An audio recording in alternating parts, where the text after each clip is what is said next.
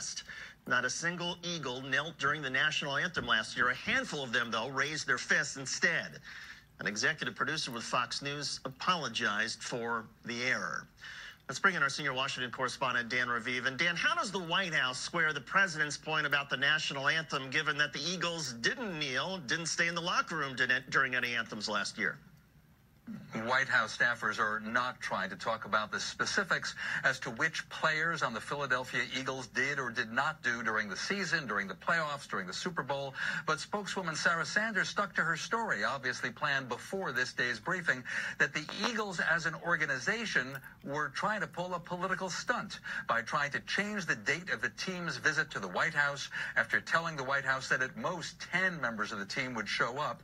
And the date they suggested, well, that would be next week, when President Trump will be away in Singapore. The president wasn't going to fall for what he saw as a political stunt. He smelled protest, so he decided, in effect, to do his own counter-protest, to have this event, to make it clear to the Eagles they're no longer invited. So he had the event at 3 p.m. under clear skies on the South Lawn. Everything looked great. Certainly there was more military than there would have been had the Eagles been there, so there were still uniforms, and President Trump clearly enjoyed it. David?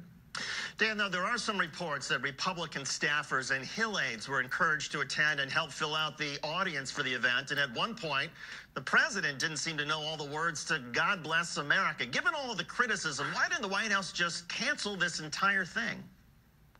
I think President Trump saw an opportunity to play to his base, to turn this into another event in his long-running battle with NFL players, some of whom, a few of whom, had been protesting during the year, getting down on one knee during the national anthem. Right? He said it's unpatriotic, and President Trump wants to control the patriotic vote. He's telling all Republicans running this November that we are more patriotic, and that's the way we should appear. As for his not knowing all the words to God Bless America, well, who does? He certainly sang the national anthem, and very enthusiastically so. And what about the crowds? It would be only natural if you didn't think there were enough ticket holders that you would reach out to Republicans who work on Capitol Hill and say, hey, free tickets. There were some in the crowd who drove down from Philadelphia because some time ago they got tickets to what should have been a great event for Eagles fans, the Super Bowl champions at the White House.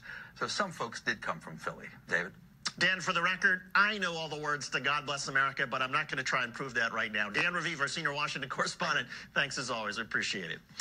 Rescue